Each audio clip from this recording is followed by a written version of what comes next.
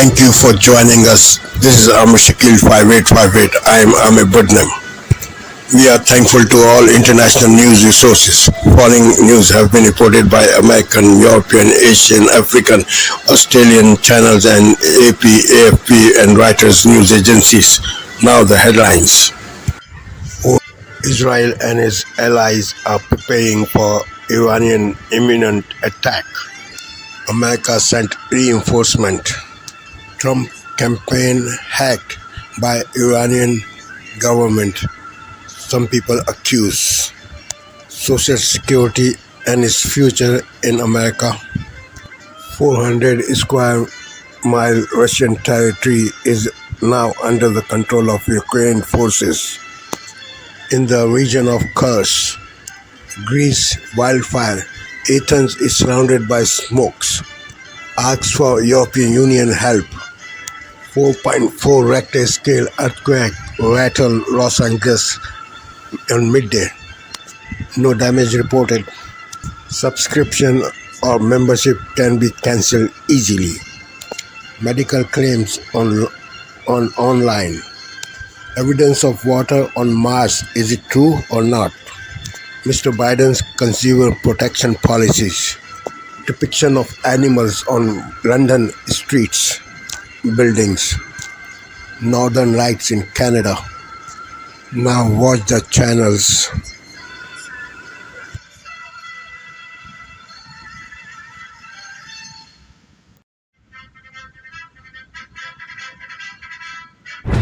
Tonight, breaking news, the images coming in, the earthquake rattling the Los Angeles area. You'll see the images. Also late today, the new tropical storm that has just formed now in the Atlantic. And the dramatic shift in the race for the White House, what new polls are now showing tonight in some key battlegrounds. First tonight, the earthquake hitting just a few miles north of Los Angeles. We have a bit of an earthquake here in Los Angeles. ESPN's NBA Today crew live on the air when the shaking started. Students evacuated on the first day of school. Residents now being warned about potential aftershocks. Also just in, it is now officially Tropical Storm Ernesto in the Atlantic. The potential track of this and when it could become a hurricane. Ginger Z is standing by with the track. The race for the White House tonight and the new polls this evening in some key battlegrounds showing Vice President Kamala Harris leading Donald Trump in Pennsylvania, Michigan, Wisconsin. Vice President Harris drawing major crowds, 15,000 turning out in Detroit, about 15,000 in Phoenix. And tonight, Donald Trump now falsely claiming that the images of the crowds you see at Kamala Harris events are generated by artificial intelligence. And tonight, the idea Trump says Harris stole from him. Also at this hour, Israel on high alert. The U.S. moving a guided missile submarine into the region. Iran doubling down on its threat to retaliate against Israel.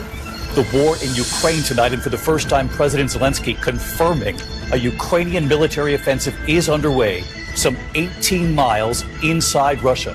Tonight, Vladimir Putin calling in reinforcements. What we've now learned after that passenger jet plunged 17,000 feet from the sky. The medical breakthrough tonight for the millions who suffer from food allergies or allergic to bee stings. For the first time, the FDA approving a nasal spray now instead of a shot. And what do Harrison Ford, Angela Bassett, and Kelly Ripa all have in common? The Disney honor, the tears, and the laughter tonight. From ABC News World Headquarters in New York, this is World News Tonight with David Muir. Good evening. It is great to be back with all of you at home. Good evening. I'm Jeff Bennett. Amna Nawaz is away. On the NewsHour tonight, the Middle East on edge.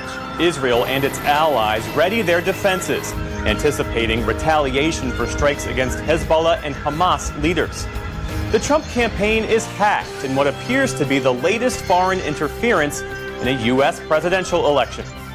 And is there a future for Social Security, the benefits gap that could leave millions of Americans with a hole in their retirement safety net? We are so bad at fixing this problem. This problem has been so evident since 1990.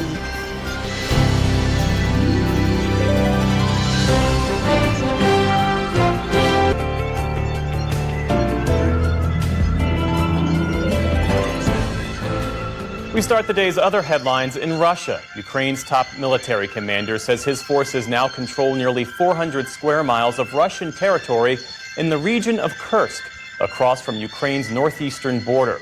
It's the first time a Ukrainian military official has commented on the gains of last week's surprise incursion. For their part, Russian authorities say more than 121,000 people have evacuated the area so far, and that 12 civilians have been killed in the fighting. Today, Russian President Vladimir Putin told a meeting of top officials that the attack is an attempt to give Ukraine a better negotiating position for future peace talks. Очевидным становится, что It is becoming obvious and clear now why the Kyiv regime had refused our proposals to return to a peaceful settlement plan, as well as the proposals of interested and neutral mediators. It appears that the West is fighting us with the hands of the Ukrainians. Ukraine's operation is the largest attack on Russian soil since the war started 2.5 years ago. In Greece, a wildfire is raging on the outskirts of Athens, forcing hundreds of people from the city's northern suburbs. At last check, the blaze was about 9 miles from the city center. It started on Sunday afternoon, sending flames as high as 80 feet into the air. Some 700 firefighters worked today to extinguish the flames as residents fled through thick clouds of smoke. Some, however, stayed behind to protect their homes. The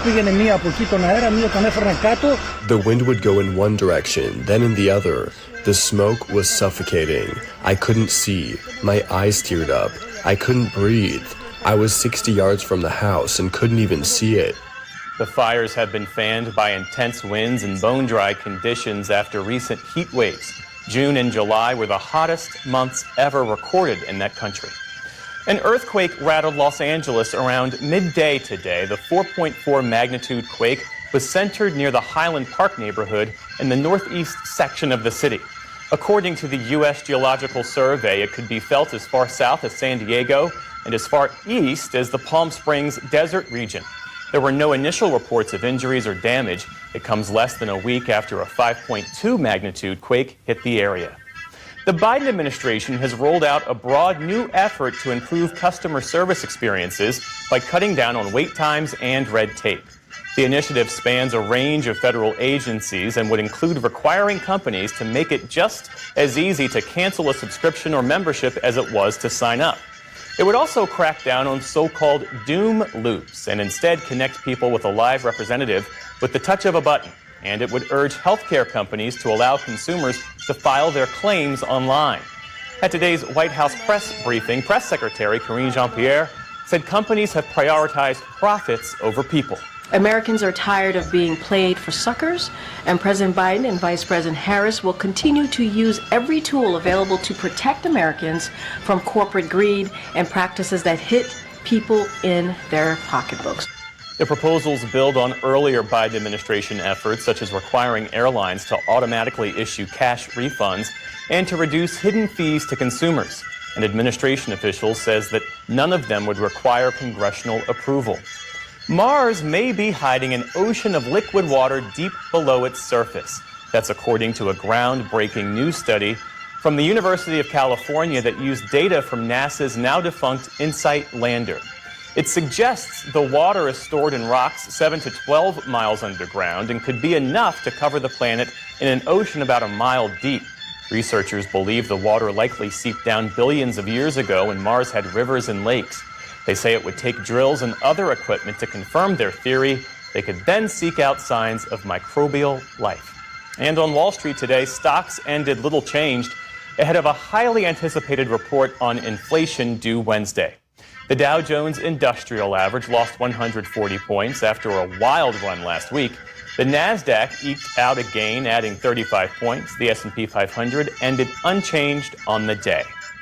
And the work of a famed, secretive street artist named Banksy has been popping up all over London. 8 new paintings have appeared in just the past week or so, all of them depictions of animals. The latest work by the mysterious graffiti artist shows a rhinoceros climbing on top of a real-life broken-down car.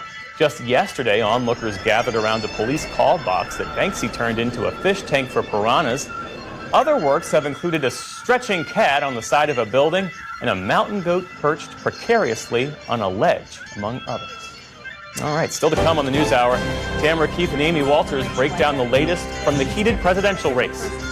An on-the-ground look at how one battleground state is testing voting machines to ensure accuracy. And a special exhibit explores a 19th century art form that is now banned. Correspondents around the world.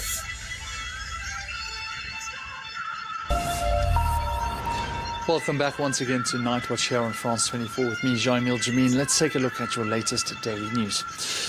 France, Germany and Britain have issued a joint communique supporting mediation efforts to end the Israel-Hamas war, urge hostage releases, Israeli withdrawal from Gaza and cautioning Iran against retaliatory attacks to prevent further escalation.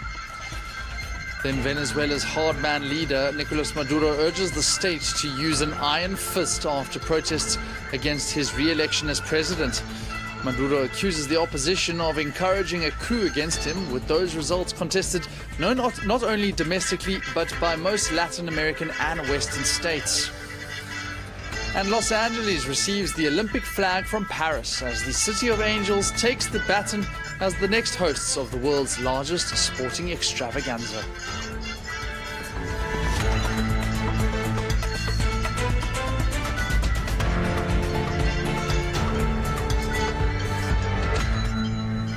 You're watching.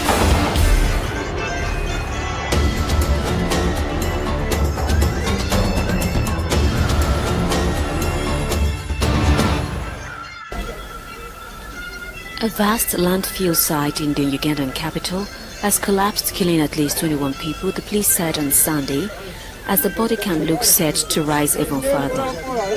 14 other people were injured when Kitizi landfill, which serves as a waste disposal site,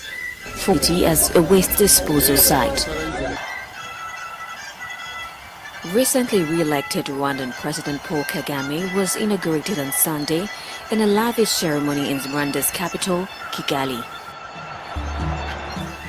The 66-year-old, who has held power since the end of the country's genocide in 1994, was running virtually unopposed in the elections last month.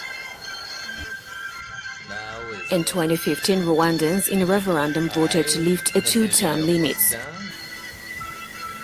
The Israeli military ordered more evacuations in southern Gaza city of Khan Yunis early Sunday after a deadly airstrike on a school-turned-shelter in the north killed at least 80 Palestinians, according to the local health authorities. Israel said it targeted a militant command post, killing 19 fighters. Where do we go? Is Palestinian death toll from 10-month-old war is approaching 40,000 without saying how many were fighters. The Paris Olympics have come to an end, and for the fourth straight time the United States has secured the top position with 40 gold medals. China came in second, also achieving 40 gold medals but with fewer silver medals. France, the host nation, placed fourth overall, yet it was the leading European and EU country with 16 gold medals. 4 also with 1 gold medal but fewer silver medals. Other African countries that won gold medal include Egypt, Tunisia, Botswana, Uganda and Morocco. The closing ceremony held at the Stade de France drew over 70,000 attendees and included 8,000 athletes. It showcased performances by international artists such as Phoenix Air, Angèle and Alain Roche, who played on a suspended piano.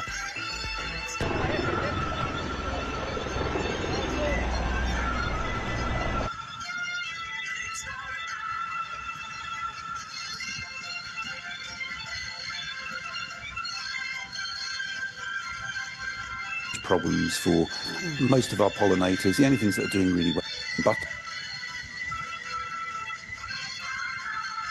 you can just snap your fingers and go, oh, well. Hundreds of missiles in its first direct attack.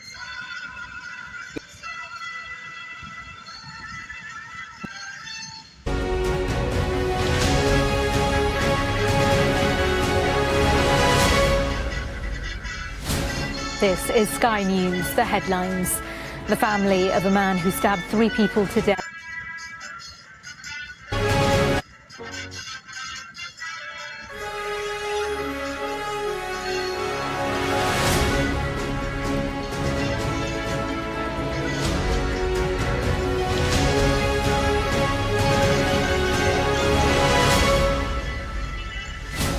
This is Sky News, the headlines. The family of a man who stabbed 3 people to death in Nottingham say it was completely avoidable if he'd had better mental health care. Now is the time for calm. Keir Starmer speaks to Iran's president as fears grow that a retaliatory attack on Israel could come this week. Ukraine's incursion into Russia continues as thousands of people are evacuated from a second area near the border.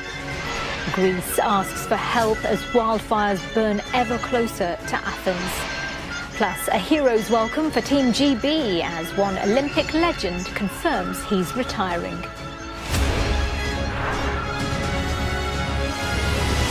Good morning. Welcome to the programme. The family of a man who's... On this Monday night, critical tip. New details on how RCMP found out about a father and son accused of planning a terror attack in Toronto, and the lingering questions about how the pair entered Canada. Ukraine's surprise incursion into Western Russia. Putin started this. Kick his ass. The risks and rewards of this bold maneuver. Jasper's re-entry timeline, when people can finally return home, and how long before critical services are restored. Plus, athletic support. I'd like to see the government of Canada do much more. What's needed to help boost Canada's Olympic medal count?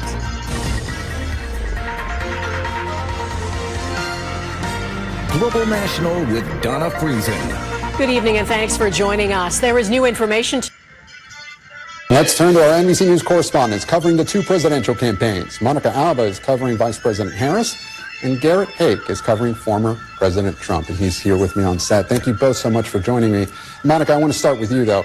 The 2 big criticisms coming at the Harris campaign, right? Their lack of concrete policy plans or differences from President Biden, and the absence of any sit-down interviews. So does the campaign feel like they need to address these soon, or are they okay to continue to keep running on what we've seen in the last few weeks?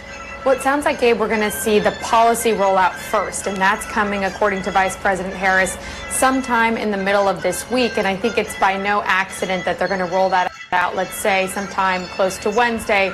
And then Vice President Harris is going to be appearing with President Biden in an official event in their official capacity in Maryland, talking largely about lowering costs for Americans. But it'll come at a time when Vice President Harris does know and acknowledges that she does want to put her own agenda out there for what she would do differently if she is elected to the White House, areas where likely she will say President Biden has been successful in some ways but couldn't go far enough in others, and here's what she would propose. But as we know, with all of these campaigns and with candidates, this is something that they can talk about and tout as wanting to do, but the reality of actually enacting it is a lot harder. But still, there are questions about where she stands on some of those things. So from an economic rollout perspective, that's likely to come first. And then in terms of your question about an interview, she has been taking a couple more questions just briefly in gaggles with reporters as they were traveling the last couple of days. But she is hoping to do a sit-down interview with her running mate, Governor Tim Walz, we're told, in the coming weeks. She says that she hopes that's on the books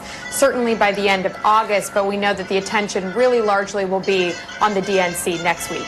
Gabe. You know, Monica, one policy we do have from Harris that differs from President Biden is her coming out in favor of Trump's no tax on tips idea. We mentioned that in the intro. What can you tell us about how that came to be? Yeah, and it was interesting today at the White House press briefing, the press secretary was asked whether if that was something, let's say, that was put into legislation, somehow passed and made it to the president's desk, would he, the current commander-in-chief, support that? And the White House said, yes, this is something that President Biden would be behind too. But you're right, it's not like he was necessarily rolling that out as a policy platform or proposal when he was the candidate at the top of the ticket. So what the Harris-Walz campaign is saying now is that this is something that fits under the umbrella of wanting to propose things that would help working families, and certainly it's no accident that she talked about this in the state of Nevada, where this would really benefit the service industry there, and they're putting it into that larger context as well, Gabe. So did they copy it from Trump? They're not saying that, because they're saying essentially that if it's a good idea, it can be a good idea on its own. They're saying, and in a maybe ironic moment, that if it happens to be something where there's an area of agreement, then that may be one of the only things that the two would agree on. Certainly very rare agreement. You know, courted some controversy. We might remember during the Olympics, she won gold in boxing. There was a storm of controversy over her gender. Her Italian opponent early on in the Olympics withdrew early on in their bout and then refused to shake her hands. So she's gone through a fair bit. But back home in Algeria, she has received a hero's welcome along with their other medalists. She said, I worked for this for 8 years, no sleep. I'm incredibly tired. Now I'm an Olympic champion. So she's gone through a lot. But back home, she has been treated like a champion. So that's interesting in regards to Amain Khalif. Back on Alexei Poprin, though, Ros, what an awesome moment for him. Yeah. So Alex de Minaur has been the person who's led the way in Australian tennis for a while on the male side of things. Now Alexei Poprin is coming in a very big way as another contender, perhaps at Grand Slams that we can seriously look forward to. And considering he's won the Montreal Masters, the US Open in 2 weeks, Alexei Poprin is someone that Aussie sports and tennis fans will watch very closely. What an awesome achievement from him. It's shaping up to be good, isn't it? Yeah. Thanks, John. Thank you. And that's ABC News for now. I'm Ros Childs. We'll take you to Parliament House in Canberra, where question time is getting underway. Minister, this is good for workers, good for children, good for families, and absolutely good for the economy. I applaud this effort and our concern and action to support all workers in this country. Those opposite have the temerity to stand in this place and try to pretend that they care about the cost of living. But we know it'll be a cold day in hell before we see the miserable opposition support any sort of pay rise for workers in this nation. Order. In accordance with Standing Order 43, the time for member statements has concluded. Call the Prime Minister. Thanks, Mr Speaker. I inform the House that Minister for Aged Care and Minister for Sport will be absent from question time today and tomorrow at least, and the Minister for Health and Aged Care will answer questions on her behalf. Shall move to questions without notice. Are there questions without notice? And give the call to the Honourable the Leader of the Opposition. Thank you very much, Mr Speaker. My question is to the Prime Minister. Before the election, the now Prime Minister promised to cut electricity bills by $275, provide cheaper mortgages and to ensure families will be better off on the cost of living. Instead of reducing costs for working families, he's delivered 12 mortgage rate increases, a 22% increase in electricity prices, and food and groceries have jumped by over 11%. Why does this tricky Prime Minister repeatedly promise one thing and do another? Order. There was far too much noise on my right. The Minister for Infrastructure and the Treasurer were continually interjecting during that question. The Leader of the Opposition will ask his question again. I could not hear what he was saying. So no more interjection during questions.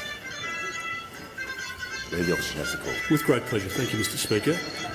Prime Minister, before the election, you promised to cut electricity bills by $275, provide cheaper mortgages. This is Asia Now. It's 12 p.m. in Singapore and Hong Kong, 9:30 in New Delhi and 11 o'clock in Jakarta. I'm Jill Newbrunner at this hour. Doctors in India on strike as they protest the rape and murder of a young medic in a state-run hospital. They are demanding justice and better workplace security. All elective procedures now on hold in government hospitals across several states. More than 1 million people tuned in to Elon Musk's social media interview with Republican presidential candidate Donald Trump. The chat, initially derailed by tech glitches, aims to reinvigorate the former president's second bid at the White House. And my mother has forced me to take a break, and she has ordered me to take it easy, so I'll listen to her. And then afterwards, I'll continue to try and compete and train and business as usual, so the fun continues. Singapore's youngest Olympic medalist Max Mader speaks to CNA as he returns to a hero's welcome at Changi Airport. He says he's overwhelmed and that he's looking forward to some home-cooked food. First to a developing story in India. Resident doctors across the country have gone on. Tonight, Israel on high alert as U.S. warships rush into the region. Our new reporting that a retaliatory attack from Iran and its proxies could come with little to no warning. We have to be prepared for what could be a significant set of attacks. What the White House is saying tonight as hopes for a ceasefire deal between Israel and Hamas dim ahead of a critical summit. CBS Evening News starts right now.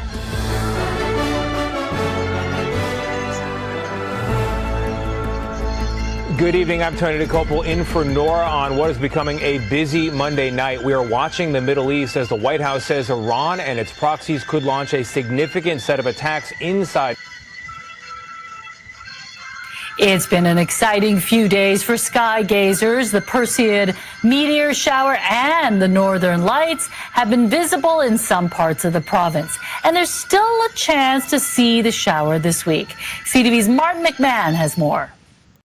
Some of the pictures of the northern lights from Vancouver Island over the weekend are breathtaking, and this shot from the North Shuswap managed to capture a part of the meteor shower and the northern lights all in one go. Any auroral event in Vancouver is extremely rare. Any auroral event close to the 49th here is relatively rare. To have a double header is the rarest of rare, shall we say. Unfortunately, many parts of Metro Vancouver had cloud that disrupted getting much of a clear view. But this shot from White Rock shows there were areas locally that got a great look. It's basically like a big burp coming from the sun, where you have magnetic field lines that are breaking and they're spewing out charged particles into space. Now, when they interact with Earth's atmosphere, its magnetosphere and then its atmosphere, that causes kind of all these pretty lights in the sky. So it's basically the charged particles kind of doing a dance up in the sky. The show over the last few days brought up memories of that great display of Aurora Borealis we got in May, which was visible in Vancouver. It hit G4 level this morning, which is a notch down from what we had in May, which was really the once-in-a-lifetime event for Vancouverites. So yeah, if you were on a ferry last night, people got to see it, certainly just across the border. And I believe it went down as far south as maybe Colorado for naked eye visibility. And over the next couple of nights, there's a chance you might be able to catch some of the meteor shower, but you might have to venture out a bit. So if you can get further away from the city or maybe somewhere where it's not going to be cloudy, that would be ideal. But unfortunately, if it is cloudy, that is going to potentially pose a bit of a problem. And if you are trying to catch part of the meteor shower, experts say you should get to your viewing spot half an hour before to let your eyes adjust. Martin McMahon, CTV News, Vancouver. Good evening and welcome to a special edition of Jesse Waters Primetime. I'm Kaylee McEnany. We begin with something breaking tonight. There is dissension among Kamala's ranks. Listen to this. Biden staffers rebelling against the nominee. And all of this as the media insist that Kamala is, quote, matched for the moment. Time magazine is out with a new hot take, admitting that Kamala's time as VP was underwhelming, but perhaps because she was just never meant to be an understudy. Quote, judging from the past few weeks, Harris's own party underestimated her. Maybe the crowded 2020 primary just wasn't the right race for Harris to showcase her talents. Maybe the vice presidency wasn't the right role. Suddenly, she seems matched to the moment. But you cannot win a presidential campaign if you do not have a strategy. But Kamala's finally got one. Immolate Trump. Here's how Kamala has been rolling into her recent tarmac rallies. Look at this. That looks a lot like the dozens and dozens of Trump tarmac rallies that the former president did in 2020. It's getting so bad that even CNN is noticing with this headline, leans on the trappings of her office and Trump's own playbook in a quest to win the White House. But not just optics. Kamala isn't just stealing Trump's choreography. She's stealing his ideas too. After 4 years of letting in millions of illegals, Kamala's new ad would have you believe she is the second coming of Donald Trump. She took on drug cartels and jailed gang members for smuggling weapons and drugs across the border. As vice president, she backed the toughest border control bill in decades. And as president, she will hire thousands more border agents and crack down on fentanyl and human trafficking. Fixing the border is tough. So is Kamala Harris. Why didn't she do it? She's had 3.5 years. But that's not all. The vice president debuted a new policy proposal Saturday night, no taxes on tips. It is my promise to everyone here, when I am president, we will continue our fight for working families of America.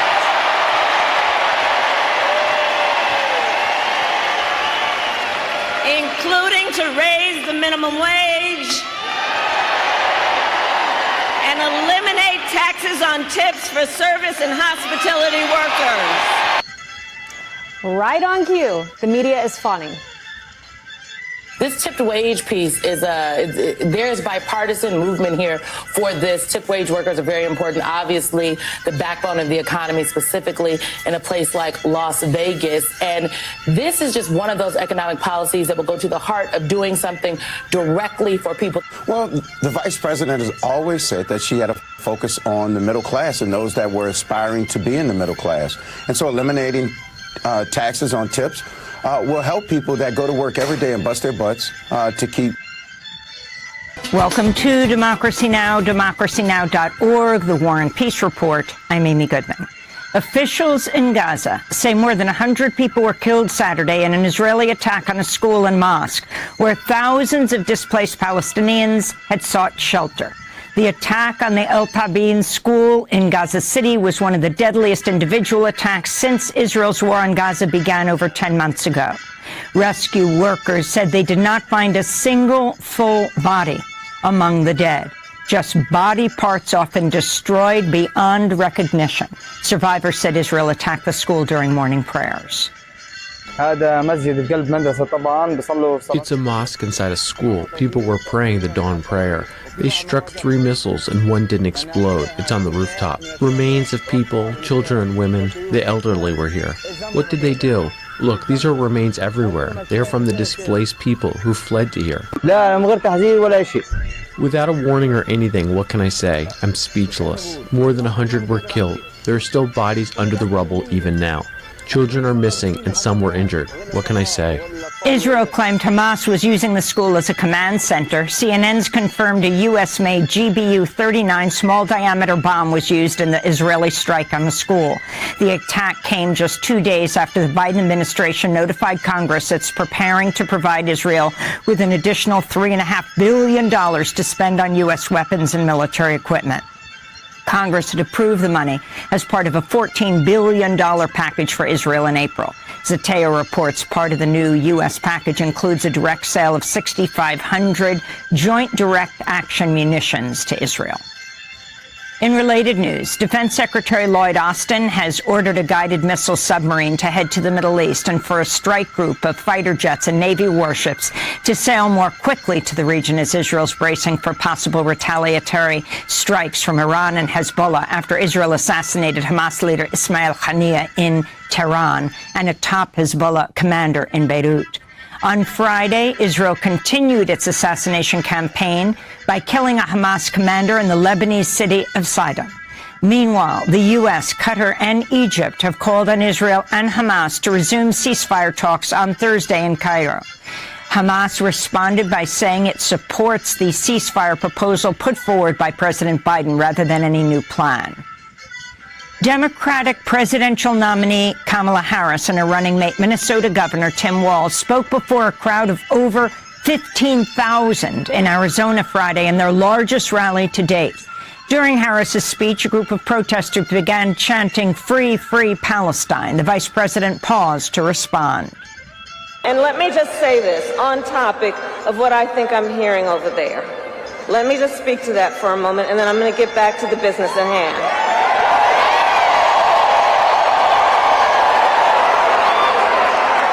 So let me say, I have been clear. Now is the time to get a ceasefire deal and get the hostage deal done. Harris's response to the pro-Palestinian protesters in Arizona marked a notable shift in tone from how she reacted to protesters in Michigan. If you want Donald Trump to win, then say that, otherwise I'm speaking. In other campaign news, Donald Trump has falsely accused Kamala Harris of using artificial intelligence to fabricate photos showing.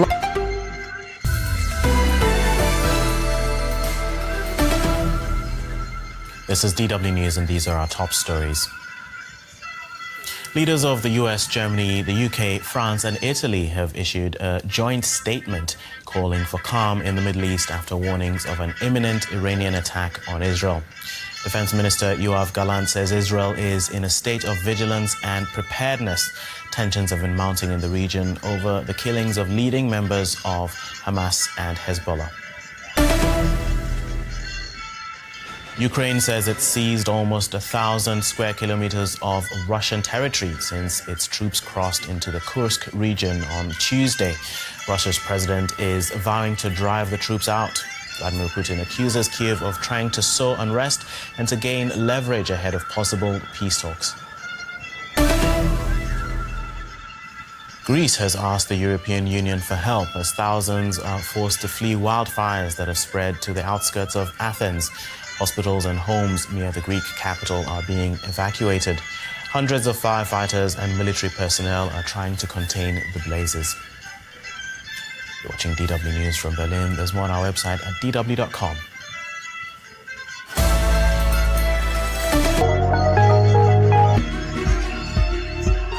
Euro News. The news. The US sends military support to the Middle East while European leaders campaign for an Israel-Hamas ceasefire. Greece requests EU assistance to help combat wildfires as it continues to evacuate the surrounding areas of Athens.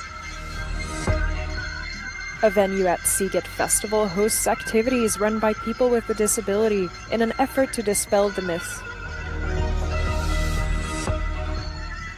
It is the day after the closing ceremony of the Paris Olympics. France wakes up with stars in its eyes after 2 memorable weeks.